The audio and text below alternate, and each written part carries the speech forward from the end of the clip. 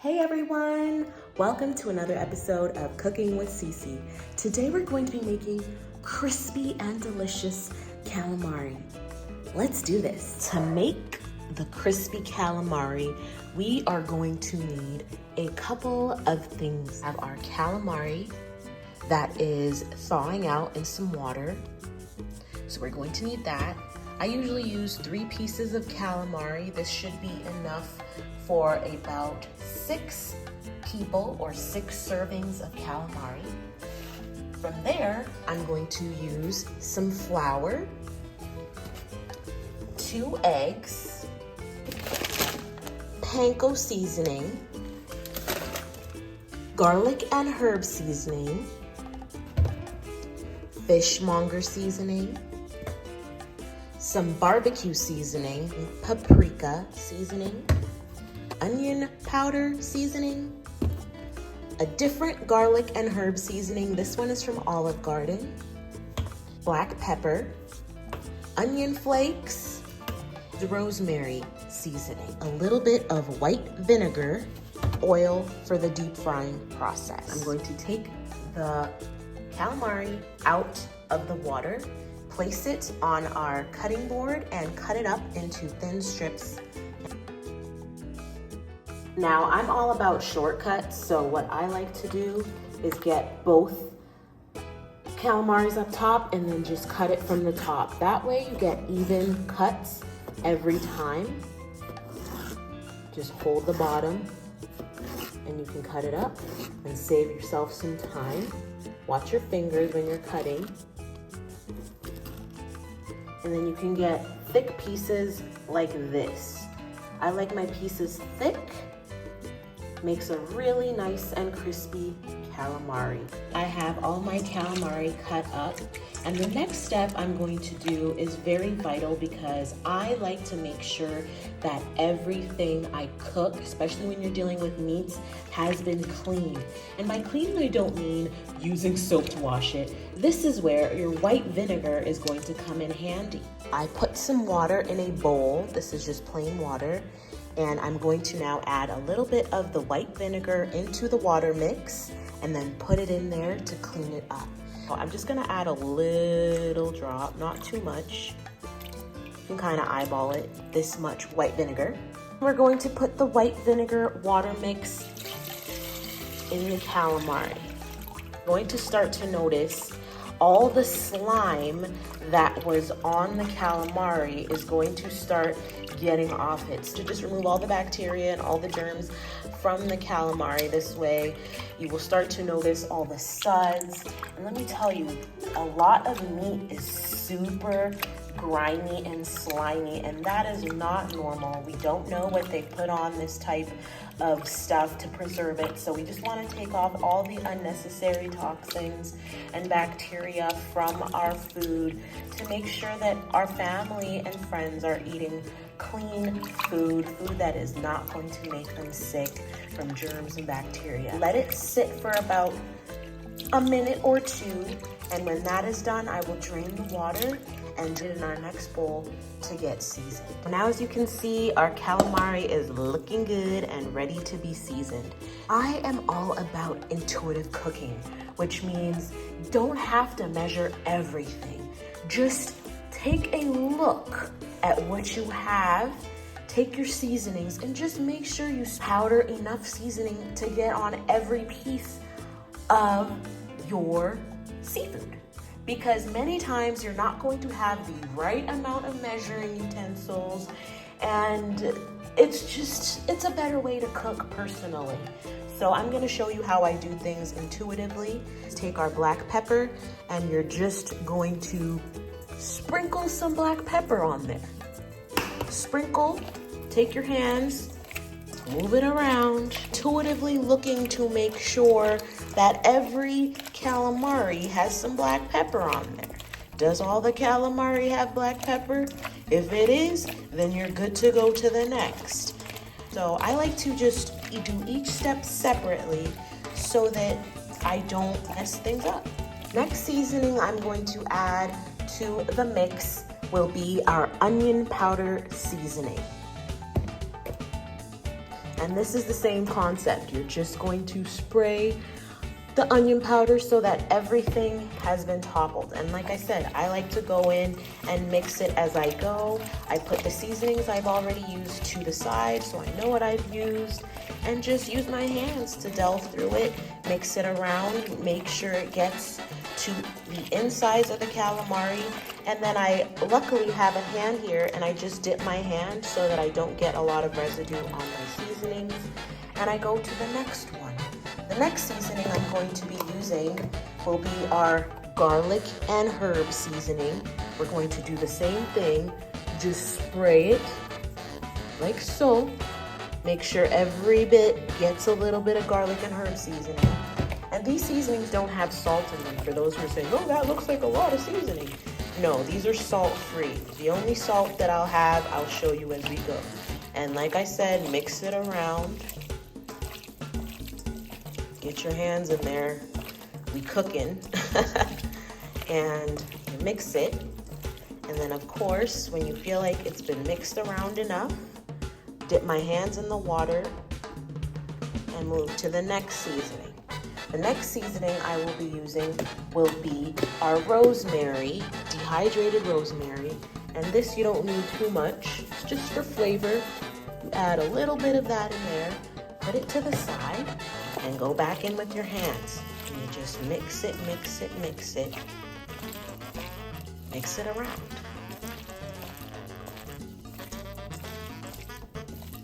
And then dip my hands again.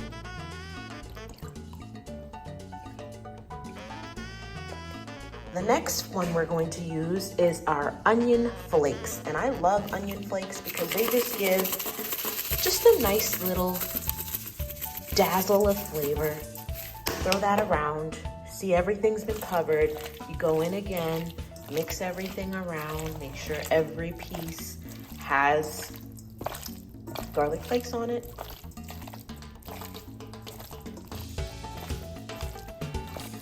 Once again, take my hands, dip it in there.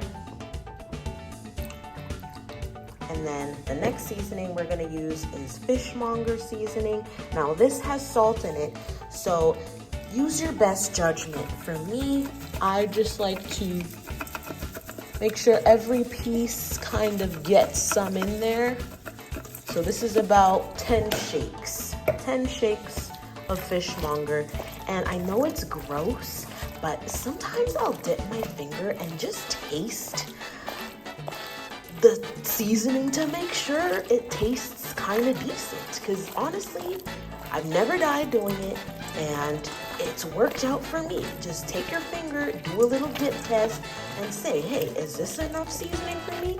Is this too much? Because you're gonna eat it at the end of the day, and we're not eating raw stuff. Just dip it and taste. This is intuition, baby. Dip my hands in here. And the next seasoning I'm gonna use is paprika. I like paprika, it just gives it a nice little edge. That's more than enough paprika to use. Mix that around.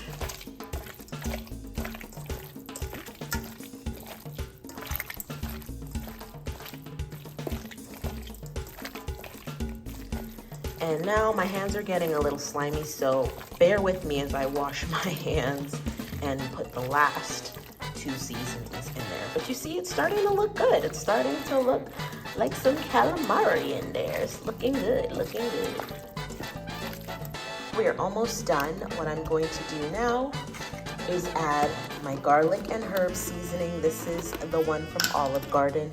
Now this has salt in it, and I've already added a salt seasoning, fishmonger, so just add a touch of that in there. And I also add a touch of barbecue seasoning. And the thing about making crispy calamari is that the flour you're going to add in the next step will take some of the salt flavor away. So you kind of want to just make sure you have just a little extra salt to account for the salt that will be taken away during the flour process. So I'm going to go in there, finally mix it up one more time with my hands. Get it mixy, mixy, mixy. And I'm gonna show you guys what I do for the taste test. Y'all think I'm nasty, but hey, this is what your chefs are doing. They're tasting the food as they go, tasting to make sure everything is as it should be. So I will show you my face tasting it, and you will watch me and know that I didn't die doing this. Taste test. See my hand with seasoning? Taste it. It tastes seasoned, okay? That's what folks is doing. Now I'm gonna wash my hands and we're gonna move on to the next step. Next step, we have a bowl ready and we're going to break these into the bowl and we're going to mix our eggs like so.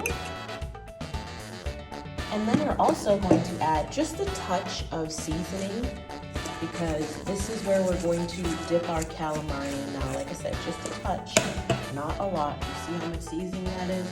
Probably like a quarter teaspoon. Mix it up. And then our panko instructions said you should add 2 tablespoons of water, and that will just help it be a little less gooey when you dip the calamari into this for our next breading step. Here I got my water to the side. We're gonna add 1 tablespoon of water, and then we're gonna add another tablespoon of water, and we're gonna mix that all together and put it aside for the next step. I don't like to waste food, and so sometimes measurements may be too much, especially when you're breading your calamari. So what I like to do is pour some flour into a bowl.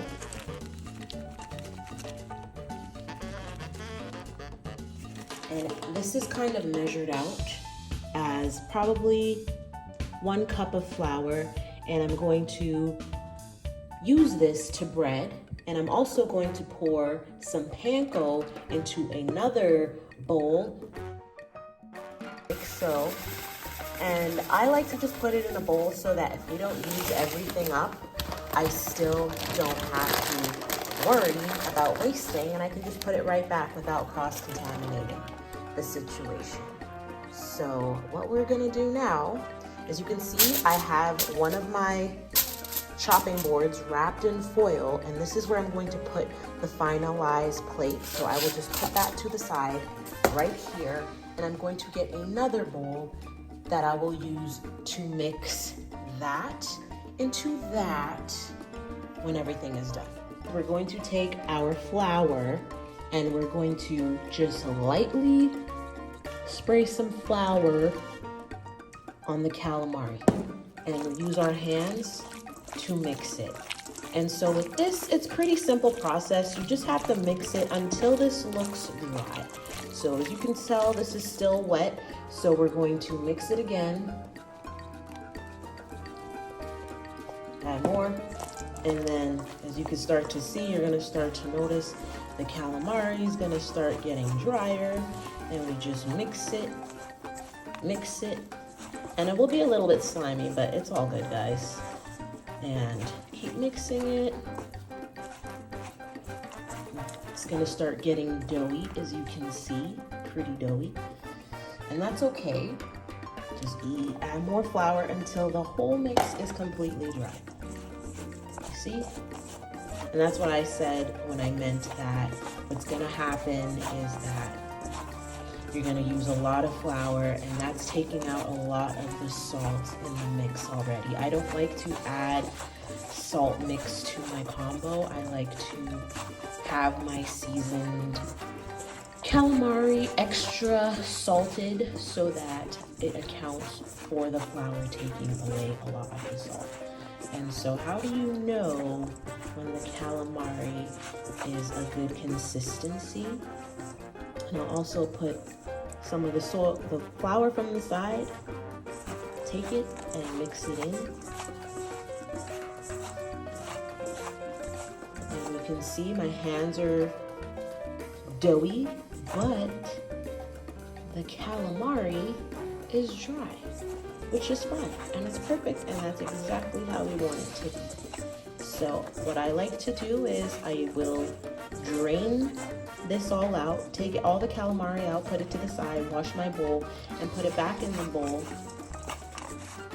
and prepare it for the next step, which is using the panko and the eggs to make another extra layer of crisp. So hold on while I put all these to the side, like so. And I'm just gonna dip off everything else, dip off the chunks, and just make sure that it should look like this. This is a perfect calamari ready for the next step.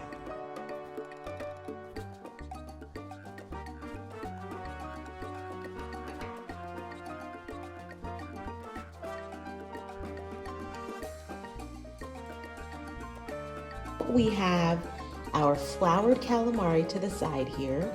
We have our egg with 2 tablespoons of water and a little dash of salt or your favorite seasoning.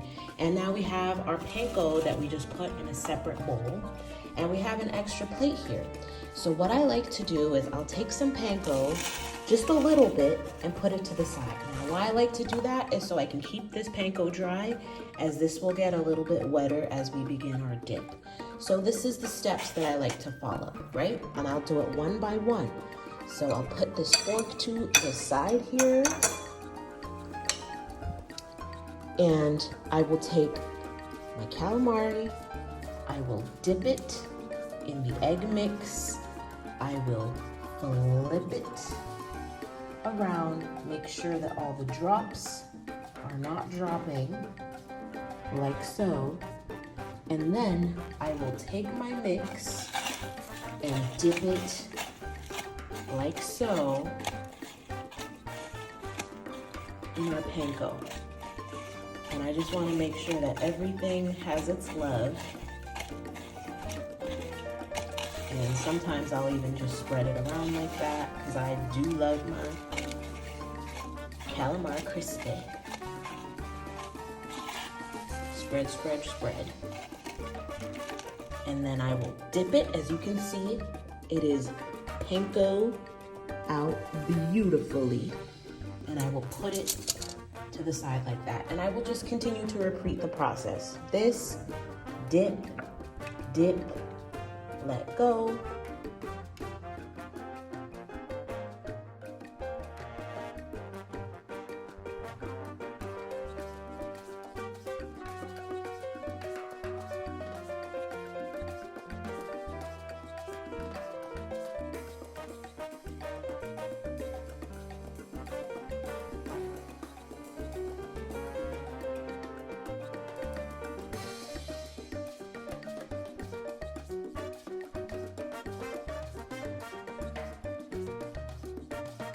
Just want to show you guys how it is looking so far. As you can see, it's beautifully coated, and we're just going to continue the process, taking each calamari, dipping it into the egg, rolling it with the panko, and placing it on the tray. We're going to keep doing that until all this is done. So I'm going to save you the hassle of that and show you the finished product coming up right now.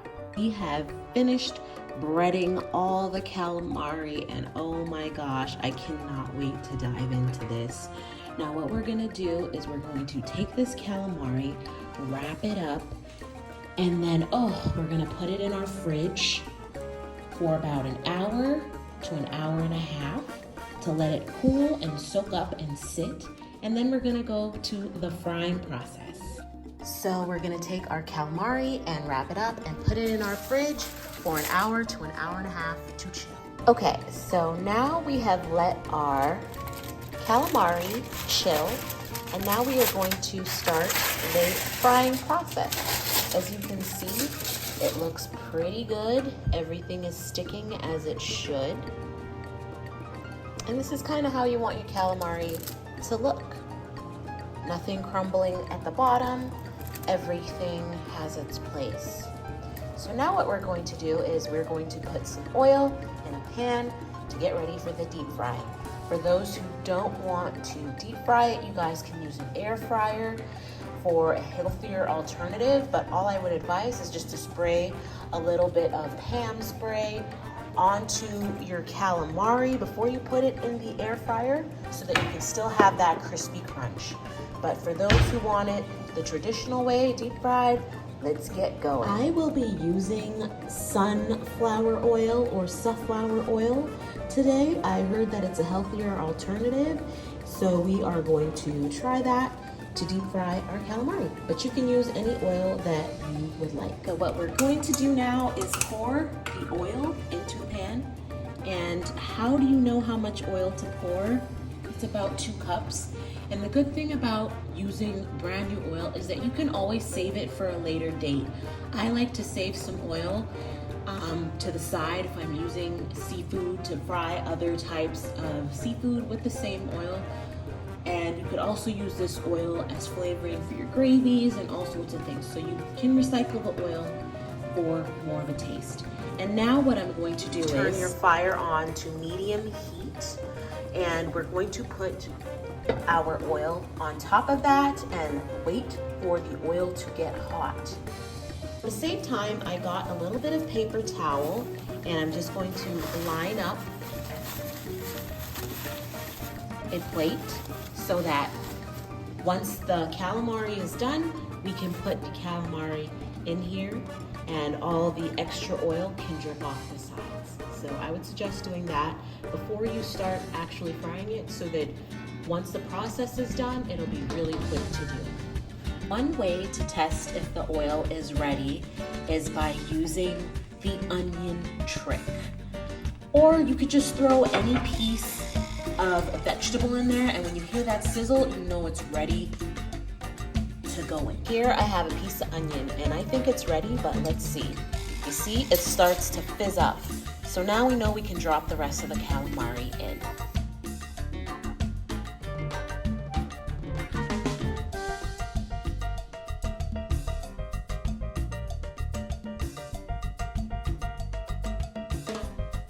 It has been 9 minutes and the calamari is looking the way I want to. So I'm gonna take it out and put it in our handy dandy foil wrap, like so. Delicious. And there you have it, delicious, crispy calamari. So good. These are some of my favorite dipping sauces to use with the calamari. You can get sweet and sour, or you can get a nice salsa. This is a barbecue flavor and it's super, super good. My favorite part of cooking food is trying it. Let's see how it tastes.